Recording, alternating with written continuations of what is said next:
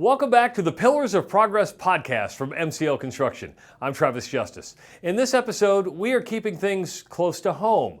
Our guest is Winsley Durand, someone who's been making a difference in the Omaha community for years. Before joining us at MCL, Winsley worked at the Greater Omaha Chamber of Commerce, where he launched the REACH program, an initiative designed to help small and emerging businesses grow within the construction industry. Well, these days, Winsley is still driving impact. He's passionate about creating opportunities for small business and building connections with high school students and educators to showcase just how innovative, evolving, and meaningful a career in construction can be. Winsley Durand, welcome to the Pillars of Progress podcast. Good to have you here. Nice to be here. Thank you for having me. You are the first MCL employee to be a part of this podcast. So you are already a pillar within the company. Awesome. The pressure. The pressure. You know, you've been with MCL a little bit over a year now, and a lot of people will know you from your days at the Chamber. You had a huge impact at the Chamber. What's it been like to transition into a different role, but maybe doing some of the same things? You know, I really thought it was going to be a little weird, after being in a place for so long and being known as that guy. But it's a lot of the same players. It's a lot of the same kinds of scopes of work. It's doing the things that I love to do. I thought it was going to be weird, but as soon as I got here, it just really felt like I just fit in here. Now, a lot of that is small business engagement. Of course, you started one of the most fabulous programs at the Chamber that we were lucky to be a part of, and that was the REACH program. So it's almost like you've taken the REACH program, which helped small and emerging businesses grow their business, and maybe even have more opportunity to make an impact here. What are some of the things you're doing? Absolutely. So it's basically taking a lot of the things that we were doing there, which was education, technical assistance, building capacity for those small contractors, taking it a little bit to the next level. But not only that, but where before we would train people and say, okay, you now have the tools, you have the knowledge, go out there and find something, we can say, we have something, and because we've been working with you, we know kind of what your capacities are, we have an opportunity to get you plugged in. And so we've had great opportunity to take folks and stick them into a project that is right for their size and capacity. And so far, they've all knocked it out of the park. It's been a great, I won't say surprise, but it's been awesome to see that those things have clicked. We've had a surprise not only from our side where our superintendents and project managers said, wow, we like working with the same folks, but you brought in somebody new and they knocked it out of the park. We're going to have them back. We've expanded their horizons, but also brought new tools to these small contractors. Trust has to be a lot of it, right? Because I'll go back to the early days when I started here. We were involved with the North Omaha Contractors Association, got involved with REACH, but I think there's a lot of maybe mistrust or not trust between the contracting community and the general contractors. Talk about building that trust with who you're working with. So absolutely. There are some players out there that maybe don't have the best intentions for small contractors. And so some people have had some bad experiences in the past. One of the things is the unknown. That is kind of the boogeyman out there is, if you're bringing in a new person onto your project and you don't know anything about them, they could be an A, they could be an F. You just don't know yet. And so managing risk is inherently part of the whole construction management process. And so getting people comfortable, our staff understanding that my team has a relationship with folks and that we've worked with them, we understand what their capacities are, and that we're trying to get them into a project or opportunity that's right-sized for them. Many contractors, subcontractors aren't necessarily good or bad. They're just right or not right for a particular project. When you talk about capacity, a lot of people may not understand what that means. When you talk about capacity, what do you mean?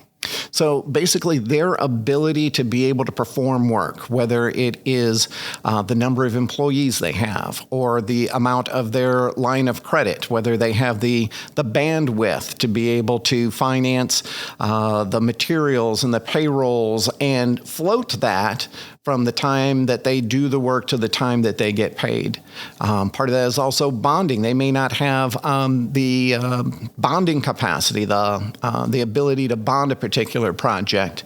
And so our team gets involved with all of those things to help build that up, whether it's personal credit, which leads to their ability to get lines of credit, which feeds into their ability to get their bonding. Everything is interconnected, jumping in and just bolstering that. Would you say, because everybody has a passion, would you say money's the biggest problem when it comes to small contractors? And what we mean by that is it's cash flow, it's being able to, be prepared for the unexpected.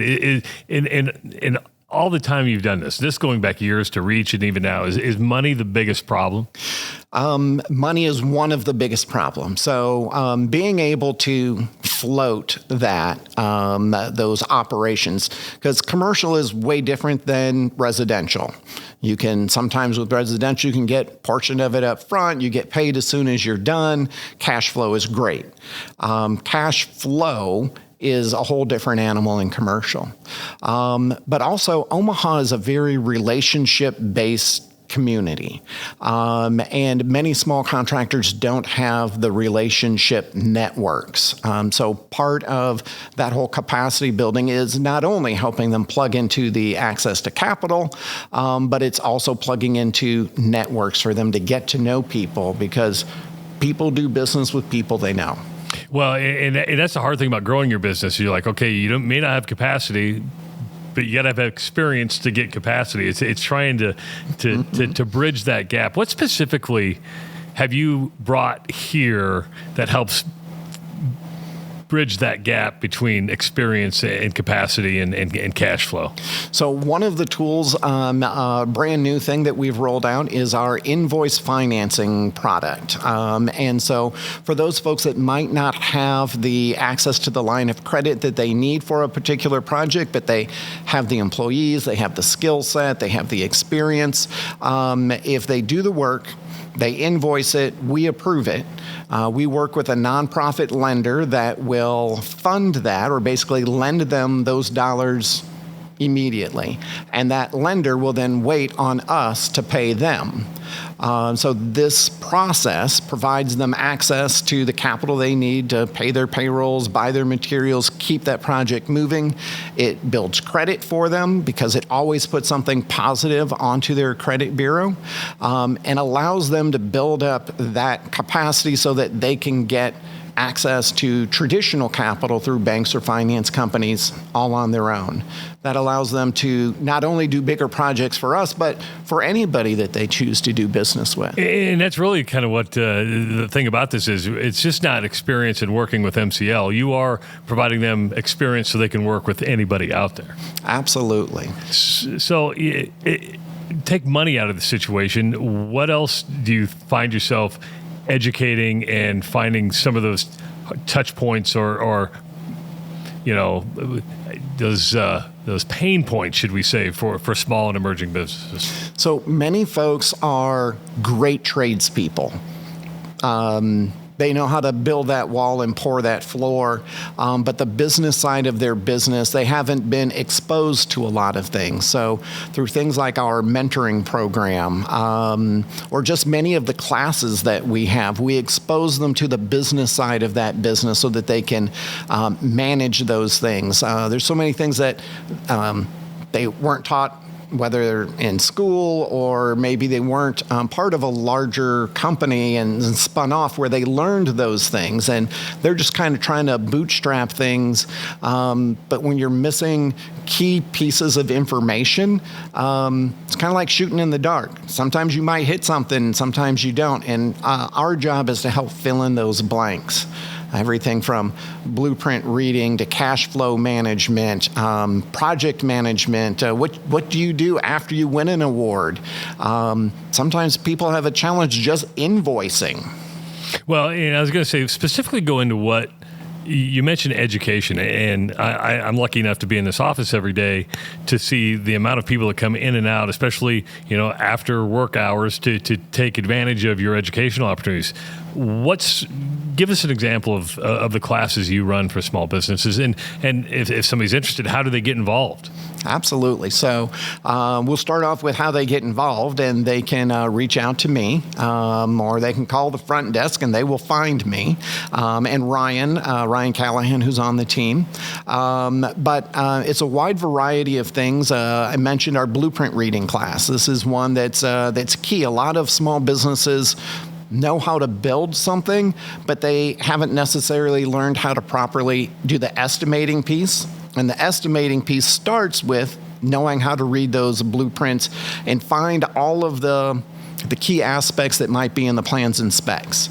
So we've taught the blueprint reading class not only in English, but in Spanish and in Russian, making sure that we are reaching everybody where they're at in the language that they can best understand. We've had quantity takeoff classes. We've had a lot of just one-on-ones where people come in and say, hey, I just need some help with a particular thing. And whether it's our pre-construction team, our project managers, superintendents, we have a lot of people that have stepped up to say, hey, I'm willing to share a little bit of information and sit down and work one-on-one with folks. One of the interesting things that you've implemented is that mentorship program. I think everybody who's successful in life, in business, no matter what you choose to do, had a mentor there with them to kind of guide them. Because a classroom setting is nice, but it is a classroom setting. Could you tell us about that one-on-one experience that mentees and mentors get with the program they have here, and what that does for the business and the community? Absolutely. So that is kind of where the rubber meets the road. So there's, again, theory, and then there's practice. In the classroom, you learn all about things that might happen. In mentoring, they come to the table with real-world problems. They're like, hey, this is my pain point today. Can you help me through with this, that, or the other? Many of our mentors have been down those roads. They've run into those brick walls and don't have to try and figure something out. They have the secret sauce. So working with them one-on-one, that is awesome. This year we're implementing an aspect where their mentees or the proteges get to rotate through different departments at MCL.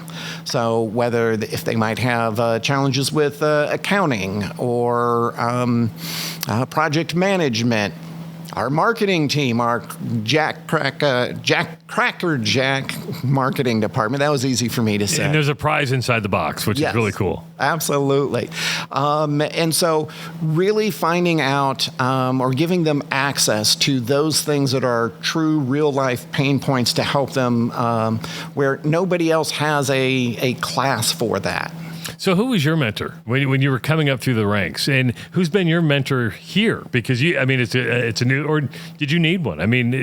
But who influenced you, and who had the biggest influence as you were moving up through your career? So I would probably say my first real job right out of school, I was working for a finance company financing over-the-road trucks and trailers. And on my first day, the office manager, a guy named Mayor Smith, I sat down, fill out all the paperwork and read all of the stuff you shouldn't do. And he reached into his desk and he slapped down his resume and he said, "This is a great place to work."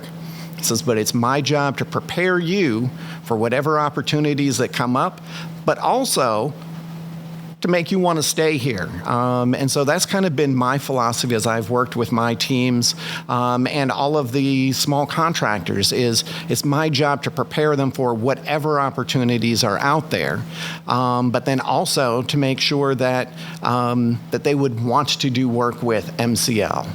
One great example of that is A&A Contracting. They are a framing company. They're in our mentoring program, and we helped them get the largest project that they had ever gotten, the largest bond, but it wasn't with MCL. It was one of our competitors. They went out, they did a great job, but it was because of the mentor that they were working with that helped them through all of those processes. Just like here at MCL, Bob and the other founders of the company had so much help along the way where people took him under their wing, guided them, probably slapped him in the back of the head when necessary. Well, I'm glad that you pointed that story out, because I think a lot of people would say, well, you're just doing this interview because it's self-serving. I think what you just pointed out was, no, we set them up for success with or without MCL. We obviously want them, but to grow your business, you got to work with a lot of people. Yes. So what is for somebody who's come here and performed, what's your biggest success story for somebody who's worked on an MCL job? I would say just one story that just stands out just because it's very recent. Parking area maintenance is a woman who purchased a firm, retired Army major. She stepped up when we needed and came out to do some work for us on a Sunday to get a project done, and then had multiple opportunities thereafter. But the work that she did was so amazing that the project superintendent on that site said, we've never had somebody do the quality work, the attention. They didn't have to babysit them. He's like, I want these people on every project that we have. And so, again, it's a small business that might not have ever had that opportunity, but because they had that opportunity, people's eyes were open. They're like, these people are amazing. We want them. We need them on our project. Well, being a sergeant major might give you a good indication of the level of detail and quality they expect, right? A lot of times, and you've been around this a long time, and I'm curious to just get your opinion, because you've really dove deep in here. There have been organizations, municipalities, who said, okay, this percentage of work has to be done by small businesses. Do you follow that philosophy, or have you realized, okay, if you try to just hit a number, are you going for quality, or are you going, because capacities, size of project, it all varies on what you can really make happen. What would you be your thought on that? So there's a lot of entities that say, hey, we want you to conduct best faith efforts. And there's a number that's out there. And for some people, they do need to have a number to say, okay, well, this is what we're going to strive for. But if what you're looking for is kind of ecosystem building, you're going to do the best that you can no matter what that number is. It really doesn't matter what the number is. It's about what that project is, what are the opportunities. And so what we've done is we found that a lot of times people don't know about the opportunity. So we have a lot of outreach. We will conduct plan rooms where people can come in, they can sit down with the estimators, ask whatever questions they need, figure out if scopes can be broken out. There's a lot of just intentionality that is wrapped up in us executing. And so we have seen more and more of our projects where the percentages are getting higher and higher, and it's because of the intentionality, but it's not because of any arbitrary number. Well, and I would say it's because of the education. It's because of the financing. You're able to provide those more opportunities. What's the difference? And I'm sure you deal with this because everybody's like, I just need a chance. The difference between earning and giving. I mean, I'm sure you've had people, just give me the job. No, you have to earn the job. I mean, do you have to have those tough conversations sometimes? Yeah, so again, people have to demonstrate that they're ready, that they're prepared. And so, yes, being able to prove a track record, to show that, you're stepping up, you're engaged, you're involved. Maybe you come to the plan rooms, you've interacted with staff. You can't be surprised if you don't get a project if you're not engaged. If you can't tell, Winsley's a people person. He's happy all the time, and that's why he's a pillar of progress. But we talk about small and emerging businesses, but you're also pretty active outside that area within classrooms, whether that be, college kids or more specifically high school kids. There's a project coming up that you're pretty engaged on at Omaha North, where that's going to be all-encompassing, not just for the subcontracting community, but the educational community.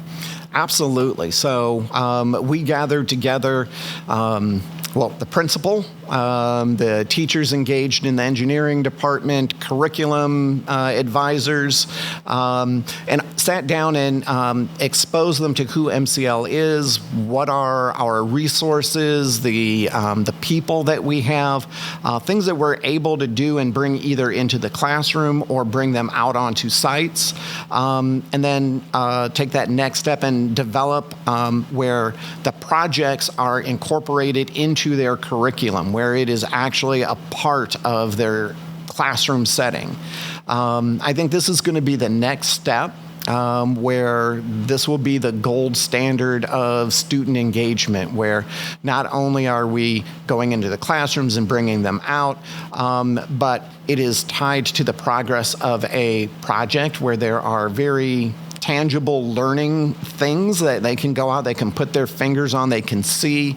We're providing access into some of our systems where they can see the photos and the progress of things. It's going to be a very exciting project. Well, I think what's unique about that, it exposes at the earliest time in high school, which is where you're very influenced on a lot of things from a business aspect, but also a career aspect. There's no doubt that the construction industry as a whole there's a gap when it comes to talent. There's a talent gap. And I don't mean, I'm just talking that there's not enough people. Right. There needs to be a lot of people getting into the trades, getting into field operations, regular operations. That's kind of inspiring for those students to get exposed to that, because most people, I want to be a doctor, I want to be a lawyer, I want to be an accountant. Reaching those kids that early, I think, is going to make a big difference. Absolutely. Just seeing how we were going to roll out some of the engagement is extremely exciting. I probably would have been somewhere in the construction, engineering, architecture trades had I been exposed to some of the things that are coming up. I've got 2 mechanical engineering students in college, and so that also kind of factors in, because they give me ideas. They're like, oh, well, we did this, or it would have been great if, this could have happened, and those help educate me on how we reach those students better. I'm friends with a couple doctors, a couple lawyers. I'm always asking for advice. Do you have neighbors that know you work for a construction company, like, hey, can you come over here and fix this for me? They ask for a lot of, hey, do you know a guy? And I'm like, yeah, I do know a guy. Yeah, I'm the exact opposite. Hey, can you build this wall? No, I do not have that talent. I'm like you. I know a guy. I can point you in the right direction.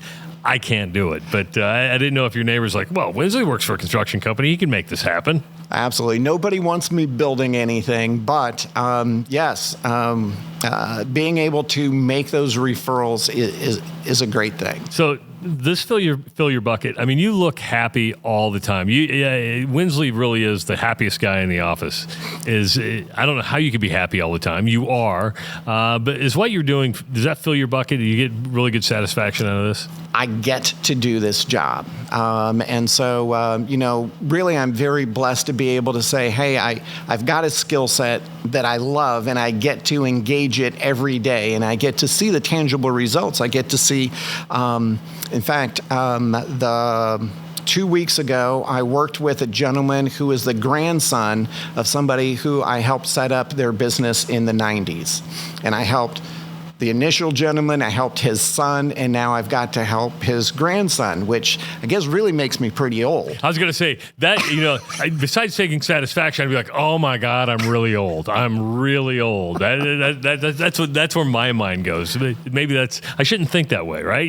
You're like, hey, I've helped generations. That's what you're a generational changer. That's what you are, Winsley. You change generations, or you inspire generations.